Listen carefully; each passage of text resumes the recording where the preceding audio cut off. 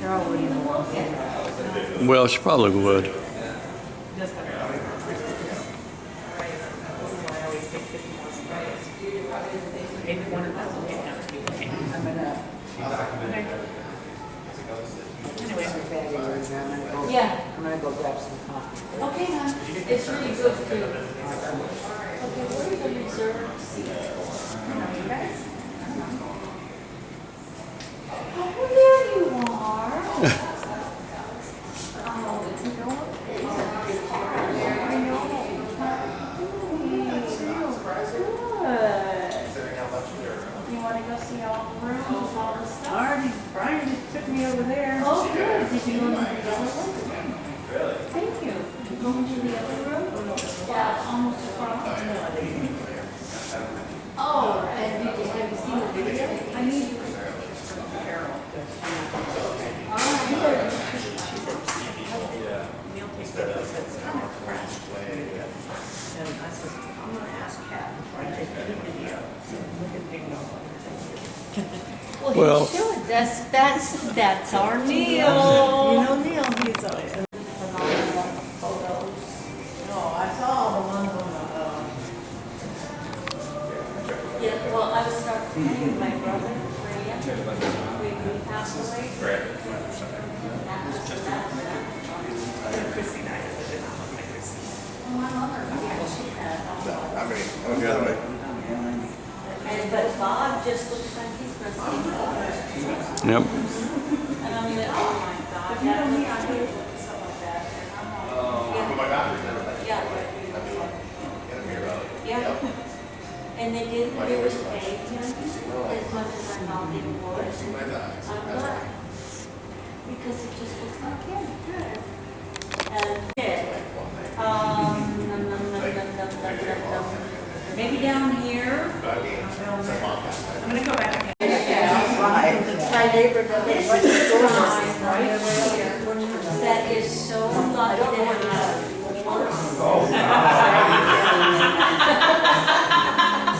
So yeah. This is Nan. This is Sue. That's not Sue. That's her guy's Facebook picture. This is Virginia. Virginia, we call her Virginia. And you are, I'm Sherry. Here's my sister, sorry, I'm so bad. Yeah, you are. I'm terrible, I'm never. Yes, I'm mom's sister. That's because you zero Neil, Mary and Neil. This is. And it is true. We had two bottles of wine. They were small.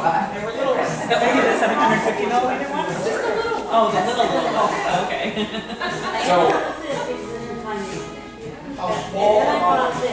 The small is like 3 glasses of wine. And, Maybe 4.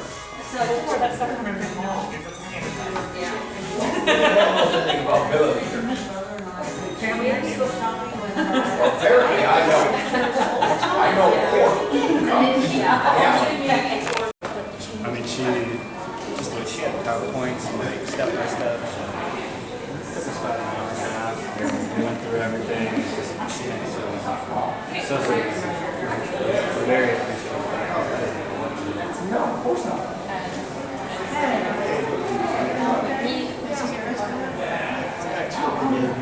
I'll take care of that. Take care of that. No, I was just gonna do that.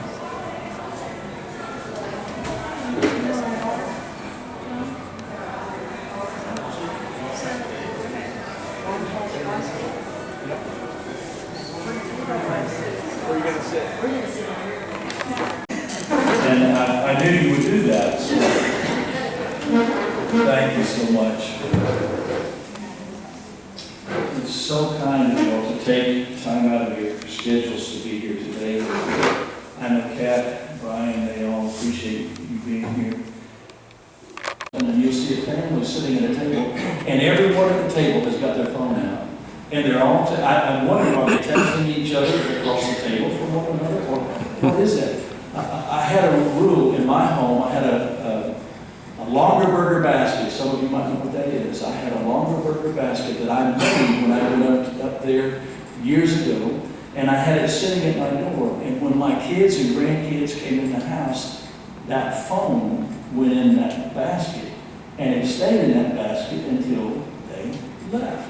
because I wanted us to talk to one another and spend time getting to know one another. You know, you'd be amazed at how much you can learn if you just listen and sometimes talk and ask questions. So today is an opportunity for you to just reflect for a few moments. I'm truly grateful, and I'm almost positive that we were talking. There was an employee I remember at St. Joe's that passed away unexpectedly, and I know that Bob was at. We had a service there in the chapel, and all the staff had gathered together, and we had a little get together, kind of like this, and people got up and were talking. And I'm almost positive he got up and said something about this young lady that had passed. I remember the administrator was there, and several other people were there, and some doctors were there. So I'm really thankful. Who would have known? That had to be 20 some odd years ago.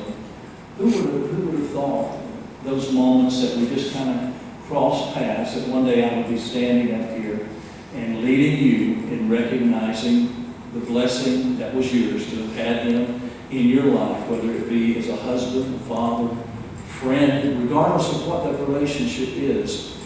Today is an opportunity for you to be thankful that you had him and to reflect on him and to cherish those wonderful memories. And here's why. The scripture says it is appointed unto man once to die. That's an appointment none of us are going to be late for. With that in mind, today is also one of those few rare moments where we have to think about, we're confronted with the reality of how fragile life is, even at its longest. You just don't know when death is coming. I shared a lot lately with the story. Earlier this year, I had a funeral for a gentleman who was 102 years old, and his wife was at the service. She was 98 and been married 70 some odd years. And when I was standing with her at the casket just before everyone left, she looked at me and she said, "I just can't believe Henry went so quick." And I stood there and said to myself, "I'd like to go that quick. 102? That's pretty good." But you understand what I'm saying? Death is no respecter of persons. And generally, the only time we think about it is when we come together like this, and it's an opportunity for you to recognize truly how fragile life is, and to understand that by the grace of God, it could be your spouse or your friend in another connection of your life, or a co-worker, somebody you're around. So let this be a lesson learned for all of us to never, ever take for granted the people that we still have with us. Invest your life wisely into the lives of other people. Because, as I said, it is not so much the material things that makes a difference. It's what you do in the way of spending time with one another. Does that make sense? So I hope today you will recognize that. Now, grief, as I said, is something that doesn't end today. But grief is a process. I always say grief is the price that we have to pay when we love somebody. That's it.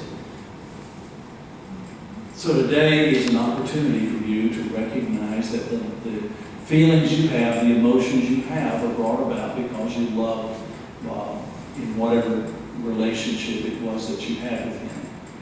And we want to focus on the things that made him who he was to each and every one of you. And so we're going to begin the story by coming and sharing. And so Kat is going to come first, and then Brian. And then after them, anyone else that would like to come and share a memory story. And you don't have to come up here if you just want to stand at your seat, you can do that. But here is an opportunity for us to hear.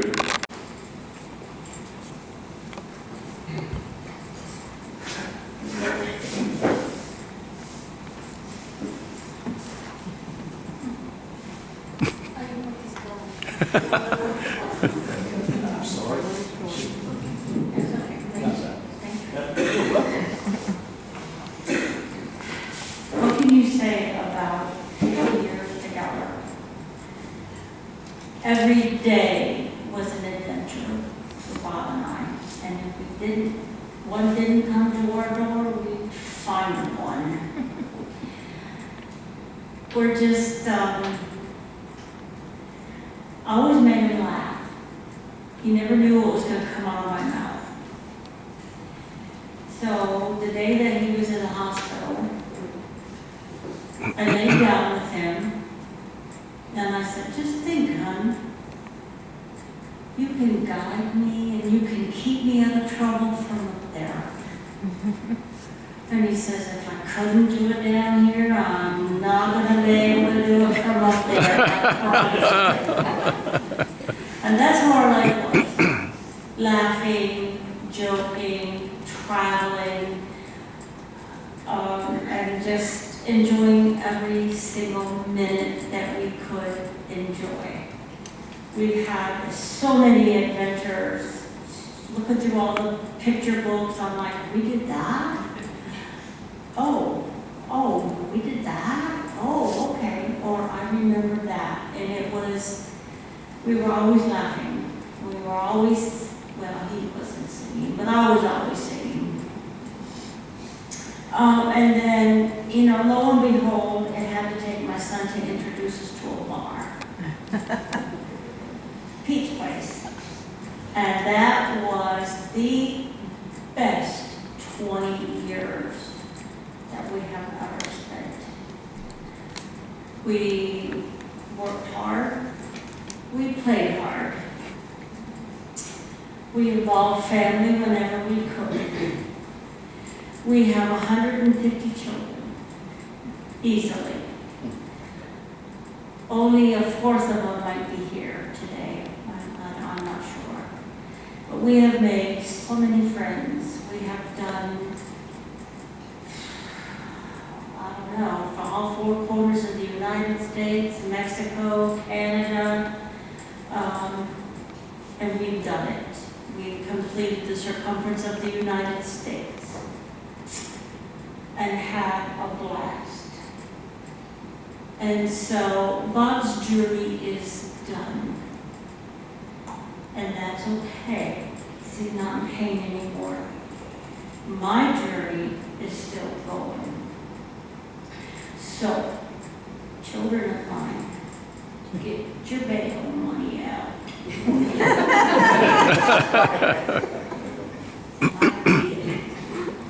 Or come and help me. I might need that too. Who knows? So I plan to continue traveling in my motorhome. We bought a little itty bitty one. I got a dog. Her name is Lily. She's the best little companion. She sleeps until I hit the bumps in the road. And she's like, what you doing? Hello? So it's all good. It's all good. And we will see all of you again and again and again. My sister Virginia is going to stay with me next week, and we plan to clean out the garage. we gotta have CK lounge time. So it's just all fun. It's been 50 years of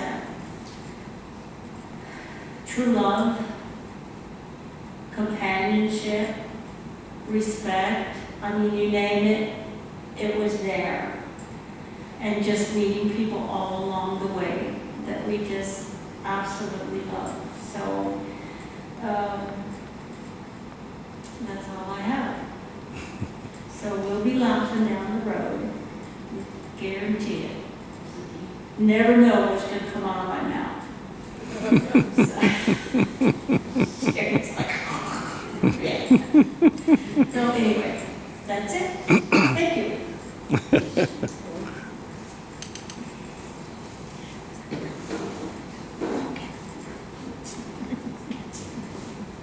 I had to grab my phone because I wrote it down. But I'm also live streaming, so. You were. Oh! It hasn't been- That actually works out better. Give me 1 second. So, first I want to, glad to see everybody here. Kind of heads up, I might get a little emotional, so bear with I first want to say thank you to my dad. Whew, it's already starting. He was an amazing man, and the one thing that really stood out to me when I was going through all of his pictures on Facebook to make the video is that he was madly in love with my mom.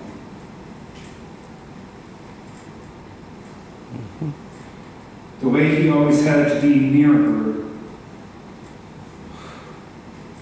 or holding her hand. Whenever we walked into a room, it was those two side by side wearing matching shirts. Our dad loved to travel. When I was a kid, we would go on road trips. And let me tell you, this goes for the little ones. Being in a camper driving down the road for 10 hours is boring. I did not have a cell phone, or a tablet, internet, or any of that. I just had the road to look at and my Calvin Hobbes comic books to read. At the time, I saw it as boring. But now I wish we could go on one last road trip to wherever. Dad is what we call an army brat. His dad is a military man, and every few years they would have to pack up and move to a different base. And I think that's why he latched on to all of us.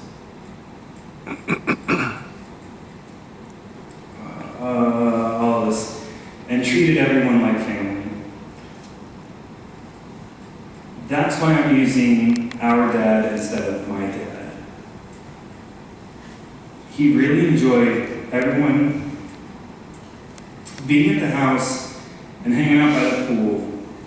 He loved to see everyone there, and the fridge was always full of snacks for me and his adopted family. The last few years have been difficult for me and our family. Dad was diagnosed with an aggressive form of cancer, and he lost his battle October 1st. It makes me sad that he's no longer here, but I've come to think of it as he went to go check on the family that passed before him. His mom and dad, Grandma and Grandpa Hill, my brother Michael. He went to check on Ray. He went to see Tiffany and Nutter. And make sure those two aren't getting into any trouble. And I'm positive those two are showing him where all the good spots are to hang out. He has a lot of people to check on, so I imagine he will be busy for a while. He went to check on all the family that left us here to carry on in their absence. I wrote in here just a heads up, this is probably where I'm going to get emotional, but obviously that should have been further up this little speech. I love you, Dad. And I miss you more than anyone knows.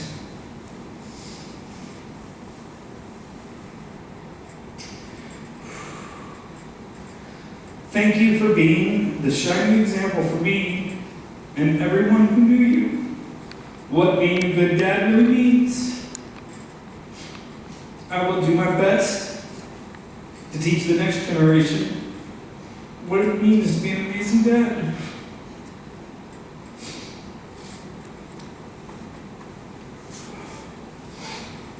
Yeah, I'll be fine.